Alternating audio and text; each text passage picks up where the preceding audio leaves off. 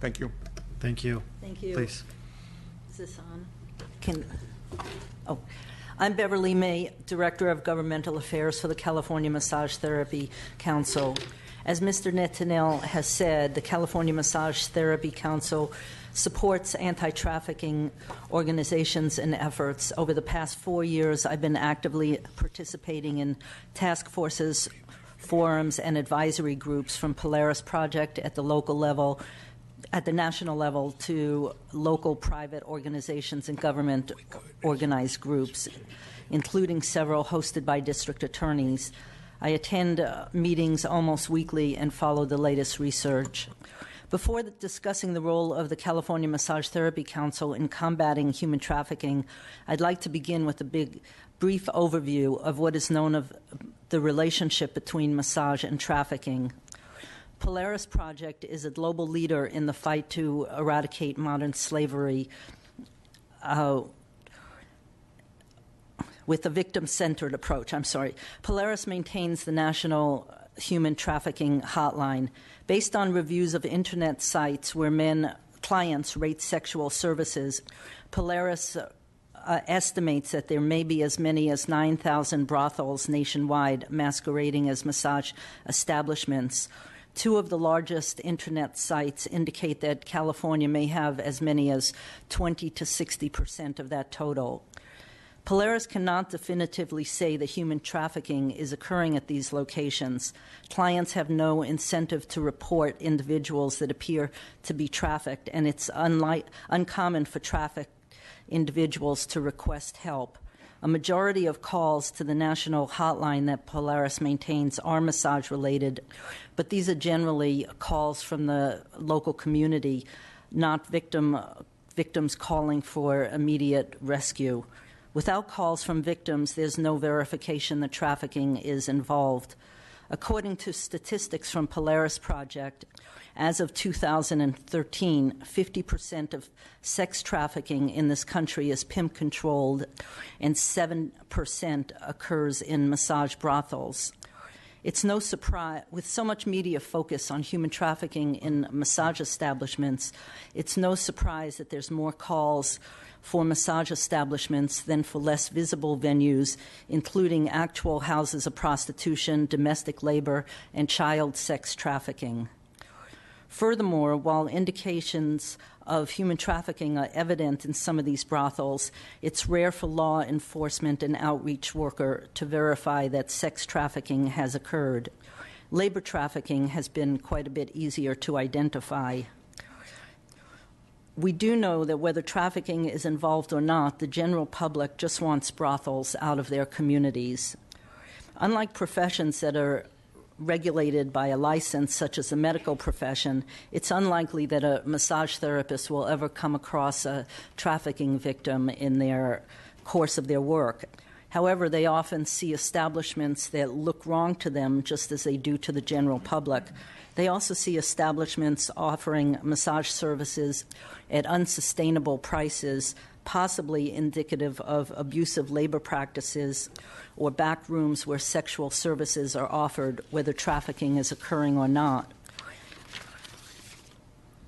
It has been suggested that CAMTC certified massage professionals contact their police and encourage them to investigate illicit establishments.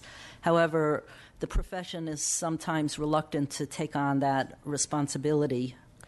For illicit establishments to exist with an air of legitimacy, they want to utilize certified massage therapists. CAMTC has functioned very effectively in this regard. Certification is not easy to achieve and is quite easy to lose for cause.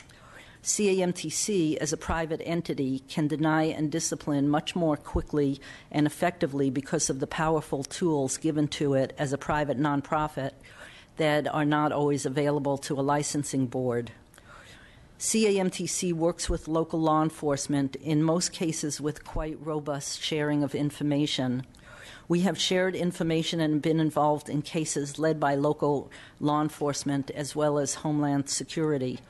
Our new database system is being developed as a wish list for the needs of law enforcement and forensic investigators who have been spending hundreds of hours tediously gathering data, discovering patterns that indicate criminal networks.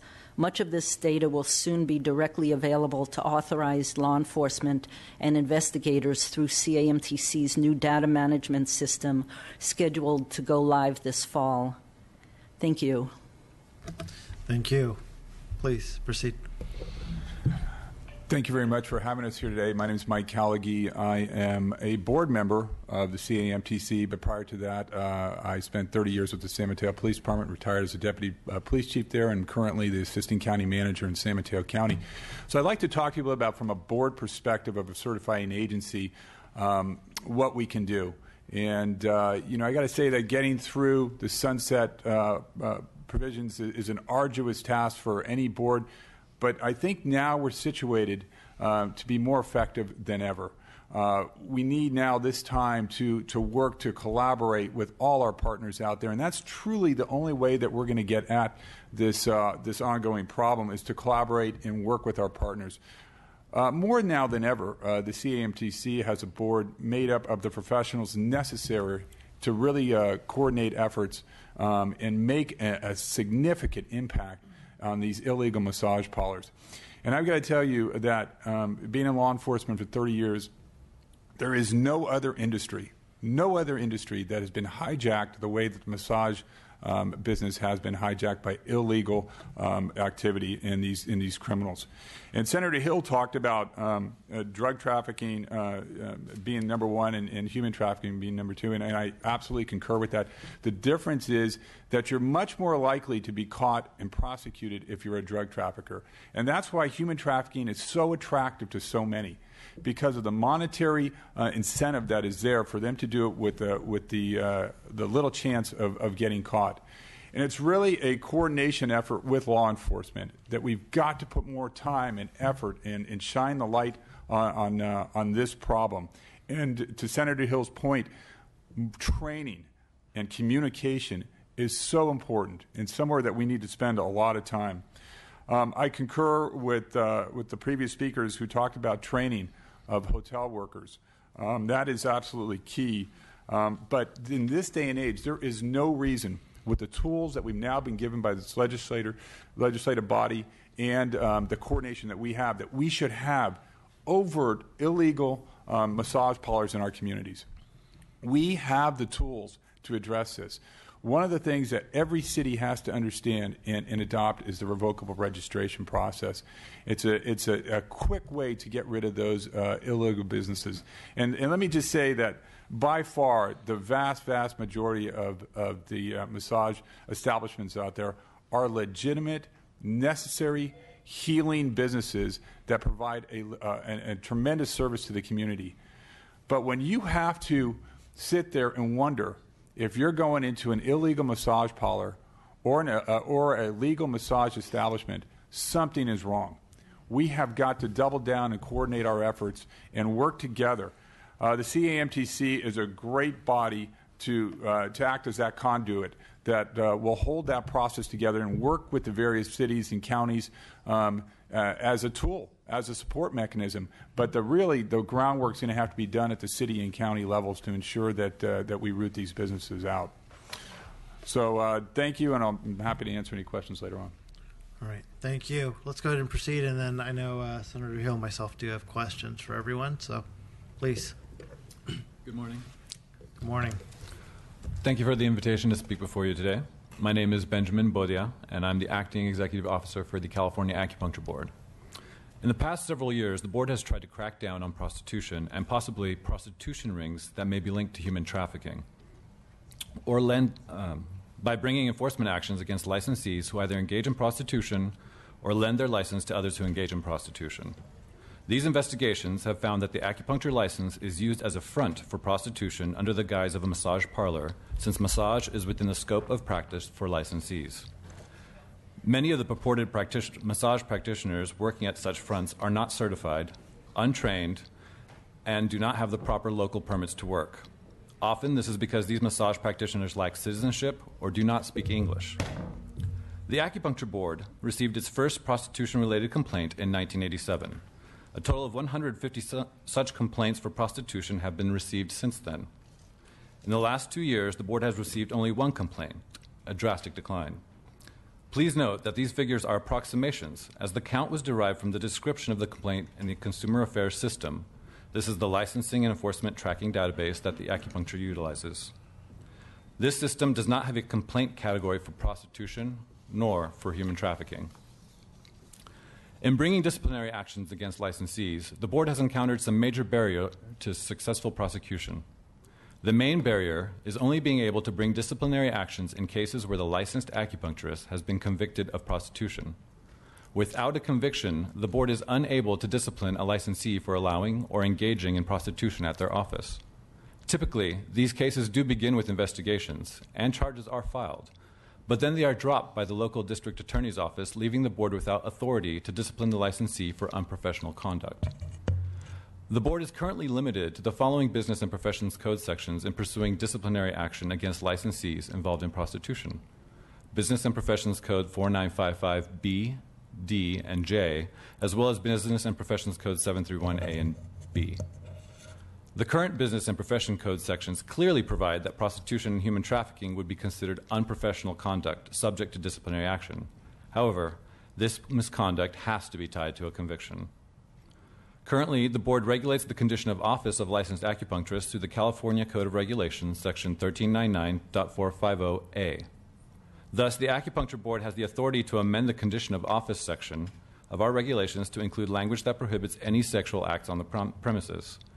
The board has approved additional regulatory language that would allow for board action in cases of prostitution and human trafficking that do not result in a conviction.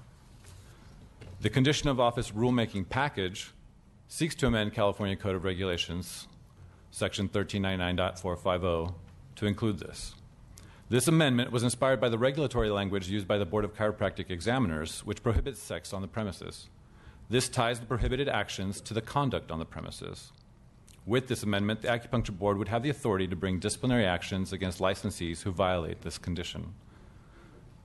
This would remove a major barrier to enforcement actions on licensees who engage in prostitution or lend their name to such illegal operations. Acupuncture Board staff are currently working out legal concerns that have arisen with this language, as many licensees work out of their home or co-own their businesses with a spouse. Once the necessary revisions have been incorporated, it will be taken back to the board for reconsideration and reapproval at the next scheduled board meeting. The California Acupuncture Board welcomes cooperating with the legislature and state and federal agencies, as well as local, to create additional tools and resources to strengthen its enforcement capabilities and ensure public protection. It also encourages training programs to review this material in their program, as well as professional associations to reach out to their licensees. Thank you. All right, thank you. A couple questions that came up during that, so we'll get to that, but let's go ahead and proceed on. Good morning. Good morning. Assemblyman Salas and Senator Hill and members of the committee, thank you for having us here. Yep. On behalf of the Chiropractic Board, as chair of the board, I'm going to keep my comments very brief because we do have our public member here, Dr. Julie Elginer, who has some expertise in this area. To date, we do not have any data regarding human trafficking. And over the last 5 years of my tenure on the board, we've had one issue that's arisen with an individual that previously lost their license, that petitioned for their reinstatement of their license and obviously was not granted such. However, we do take human trafficking and sexual misconduct very seriously. We do have, as your summary statement stated, legislation 316 that makes a licensee responsible for any and all sexual misconduct that may take place in the presence of an office. So we've also had very significant outreach efforts among the public, among our profession, where we have made significant efforts at educating the public on how to file a complaint. We have brochures that are currently underway. We have a hotline. We have information on our board for members of the public on how to file a complaint should they find any issues whatsoever with the licensee. We've also made significant efforts among our profession by educating them on the most frequent complaints that we have, and we've made efforts to move our meetings to many of the chiropractic schools, the 3 chiropractic schools that we have in the state, so that not only can licensees but also students in chiropractic understand significance of any complaints that arise, and they generally have an opportunity to observe several hearings.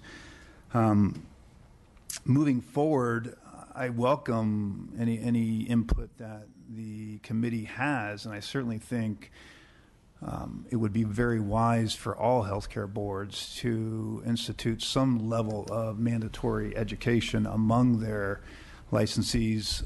We unfortunately cannot mandate what they teach, but we do and recently have provided all continuing ed providers a list of the most frequent complaints that we receive, and we do publish a newsletter regularly stating such.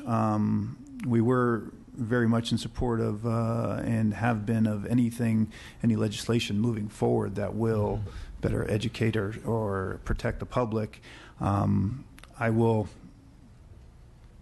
cautiously say that I would like to have our board spearhead, if needs so, an educational piece with the help of the committee, a brochure or something that we can provide to all healthcare boards on how to educate their licensees. I do think we need to, number one, be educated on how to avoid any sexual or human trafficking posing under the guise of a professional corporation or business. And certainly I think healthcare workers across the board need to be better educated on how to recognize any victims of human trafficking. So with that, I'd like to turn things over to Dr. Elginer. Good morning. Thank you. Thank you for having me. My name is Dr. Julie Elginer. I'm a faculty at UCLA at the School of Public Health, and it just so happens that I teach a course on reproductive health advocacy, and one of the subtopics within my graduate level course is human trafficking. Additionally, to provide some context, I have worked on pieces of state legislation since 2008, with then Assembly Member Julia Brownlee, who's continued her work at the federal level on this, and I also worked on pieces of legislation for reauthorization of Victims Act. So I provide that context because I've worked on this issue for about the last 8 years, both as an advocate and then also as a faculty within the School of Public Health.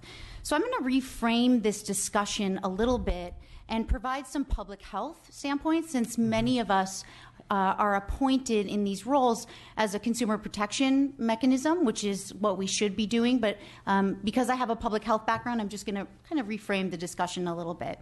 So similar to human trafficking, the existence of domestic violence far preceded what most people were aware of the significance of the problem. And what we're seeing in human trafficking is that now people are starting to become aware of it, much like they did in the 80s with domestic violence.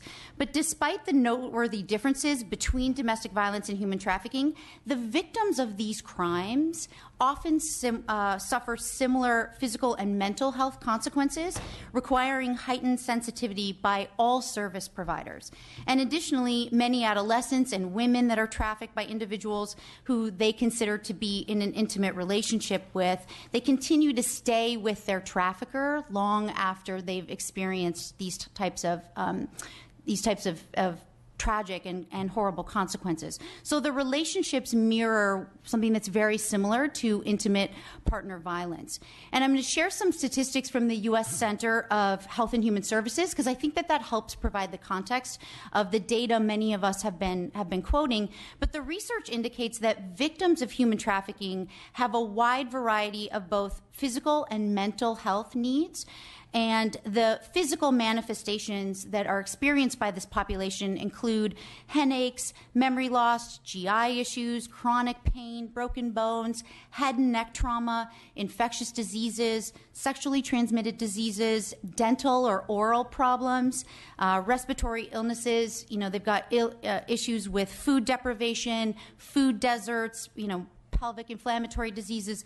It's considerable. So in addition to all of these physical consequences, the victims of human trafficking often experience severe, complex, and mental health issues as well.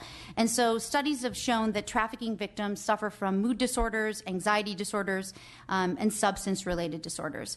So with that as a bit of a context, I want to just say thank you, and I applaud you for these efforts to really hold this joint hearing and ask several critical questions about regulated boards and the opportunity for them to play in this human trafficking. and I sincerely mean that. But I also think that it would be beneficial, very beneficial, to expand the scope of this hearing slightly, such that we have law enforcement personnel that would be part of the hearing or a future hearing, such that we have other boards such as the medical board, the nursing board, the board of psychology, the pharmacy board, and the dental board. Given the fact that we know how victims enter the healthcare system, that's well documented. So a larger opportunity, either with a working group or with a second hearing to engage in some dialogue around this, I think would be very, very beneficial. And then lastly, I'll just leave you with, hearings such as today can be an opportunity to hear from all of those healthcare boards about what they're doing to ensure that consumers are protected, to ensure that licensees have the resources that they need to report any of the cases, as we've heard. And then lastly, that the disciplinary guidelines across all of the boards, including other DCA boards, include provisions for human trafficking. I also just want to offer that the local efforts that have been mentioned, specifically in Long Beach and in Los Angeles, the local task force efforts have been extremely successful. I personally have had students that have served on those task forces, and it's a wonderful way to really get into the nitty-gritty of the collaboration at the local level. So I want to say, again, offer that up, not only as education that could be replicated, but also local task forces that have been successful in certain communities. And then lastly, to advance this issue, I think that it would be wise for us to better understand the role that all healthcare boards can play. I would encourage the committee to reconvene a second hearing or a working group with a larger group of stakeholders that, again, includes representatives from the medical board, the nursing board, board of psychology, the dental board, the pharmacy board. I certainly, as a public health member, would be happy to participate in that. And it would be very valuable to be able to discuss those educational opportunities, outreach and advocacy, law enforcement collaboration, and more. So I want to say thank you for including us today, and I look forward to any questions you may have. Thank you. Appreciate that. Appreciate your comments as well. We did invite some of those other boards as well, and so we are looking if we are to come up with legislation or action items out of this hearing that we do have that either through a working group or a follow-up hearing. So appreciate your willingness to serve and to do and be a part absolutely. of that as well. So with that concludes this panel. Let's go ahead and move to questions. I know Senator Hill had some. I have several questions as well. But I will. Do you want to go ahead and start, Senator Hill? I just have one or Please. just a couple of whatever you're comfortable with, Mr. Chair. But the question is to the massage and Mr. Nettenell. I guess the question is you heard the Attorney General's office talk about that scenario in Emeryville, where the brothel was active and the police and the city looks like we're trying to do something. It seems like this was kind of like what comes first, the chicken or the egg.